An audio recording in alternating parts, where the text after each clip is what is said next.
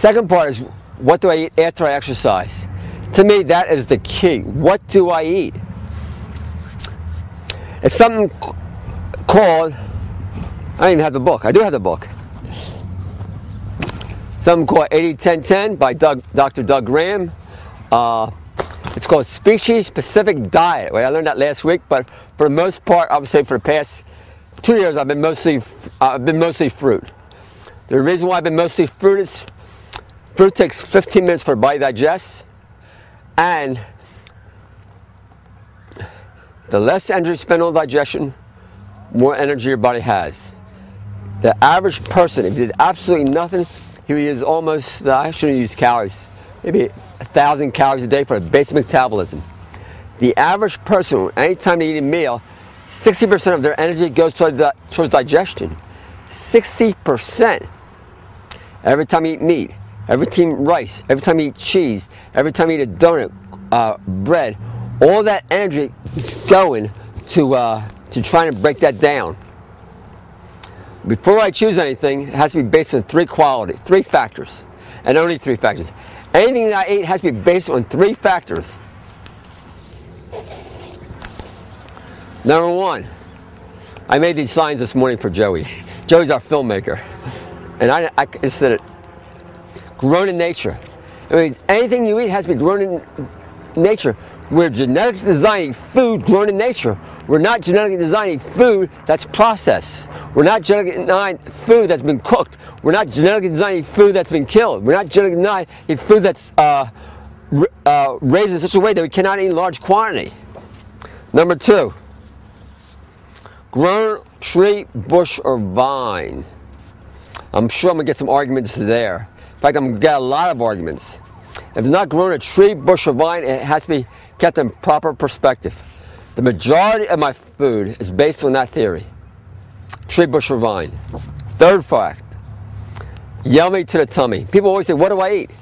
You follow these three factors, it's very easy to decide what to eat. Does it yummy to the tummy? That means, can you eat it in large quantity, and can you eat it as a meal? Well, people say, what about ginger? I challenge anybody to eat ginger in large quantity. No, they can't do it. What about garlic? It's the same thing. People cannot eat large quantity of garlic. It has to be yummy to the tummy. That's one of the reasons why I never eat broccoli. The reason why I don't eat broccoli is I don't like it. It's not yummy to my tummy. Same thing with cauliflower. I never eat cauliflower. Yams, potatoes I like. I don't know what other vegetables are. I can't think of any vegetables. But for the most part, I eat mostly fruit because it's yummy to the tummy. Now keep in mind, I just finished working out for 35 minutes to an hour. I'm hungry. In the morning, from 4 a.m. to 12 o'clock, focus on eating just fruit. The reason being is we have something called circadian rhythm. From 4 to 12 o'clock is our elimination period. I'm not sure what elimination. I think it is our elimination period. What that does, our body's going for a cleanse.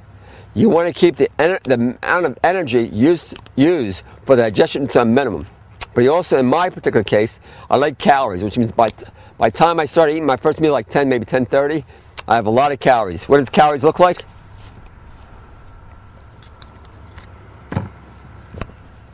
Banana is 100 calories.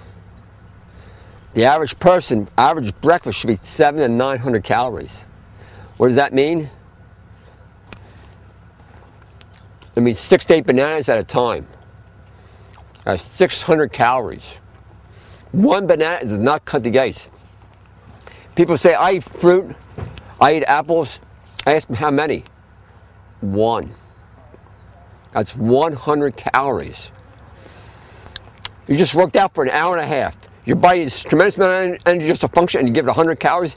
It does not work. 600 to 800 calories per meal. People say, well, I gain weight. Absolutely not, you won't gain weight. People say, what about bananas? Make me constipated. Absolutely makes you constipated. If you're eating bananas with milk, if you're eating bananas with cereal, absolutely it'll make you constipated. Keep in mind, every time you eat cereal, this is my box. This is my box of things that I should not eat. And I'll explain to you why. This box, believe it or not, is everybody in this country has this box. Everybody in the whole country has this box. What this box is all the excess weight around their stomach that their body does not want. Let's take a look at this box. Oh man, there's some good stuff in here.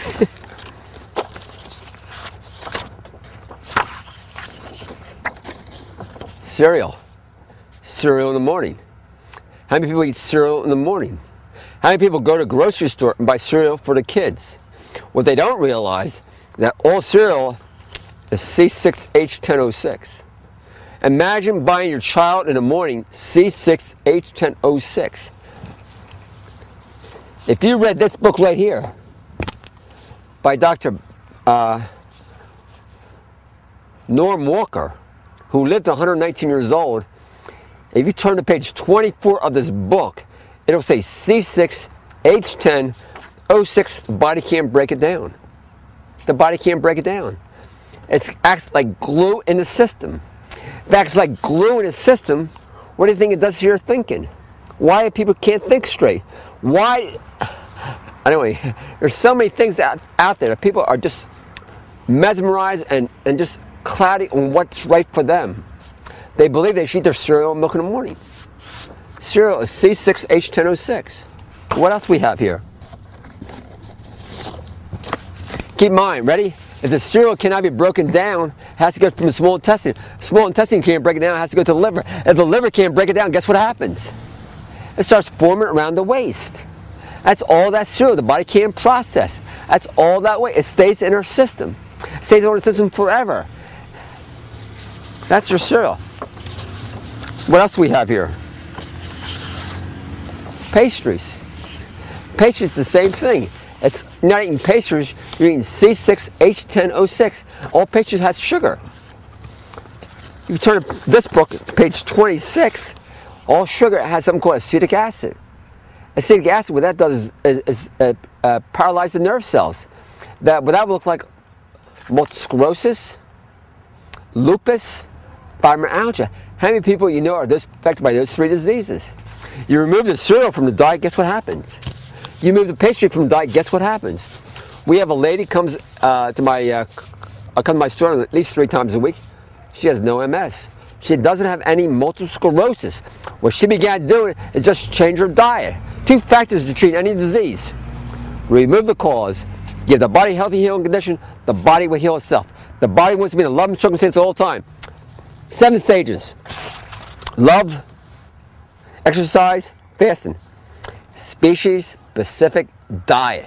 Species-specific diet says we are genetically designed to eat fruit. We are not genetically designed to eat pastry. C6H10O6. We're not genetically designed to eat cereal. C6H10O6. Imagine going in the morning, you go out to a bakery and give your kids bagel, cream cheese, they don't give you a cup of coffee, bagel and cream cheese. I flip out. Bagel is, I'm not eating a bagel, I'm eating C6H10O6. And if you go to this book right here, Avoiding Degenerative Disease by Don Bennett, if you go to page 70, it says the cereal or the bread products or the grain products has something called opoids in it. Opoids, essentially opium, which means it is the hardest thing to get rid of out of your diet. That's why people can't change their diet. I see it all the time. People come in here and say, yeah, I'm going to do this, but it's really hard for me to give my bread. But they're not eating bread, they're eating C6H10O6, they're eating C6H10 for cereal. They're eating very hard to get rid of. Opoids is like opium, which means it's hard to get rid of bread than crack. It's hard to get rid of bread than opium. Very hard to get rid of. Next, I have the donuts. I don't need donuts anymore. Cereal. Okay. Remove the cause. Give the body a healthy healing condition. What is the cause? As soon as you cook a food above 105 degrees, it's dead, it has no vitality. What we're going to do is go over breakfast, we're going to go over lunch, we're going to go over dinner. Breakfast. What I've seen in my 10 years of giving classes, that I tell people eat fruit 8 to 10 pieces at a time, within 3 or 4 days, they stop completely. Because they're eating 25 pieces of fruit and no one can sit down and have 8 oranges. Very few people. I think of all the thousands of people I taught, including myself, except for our cameraman who eats 32 bananas the other day. 32 or is it 52? 50 bananas in one day. That was his all-time record.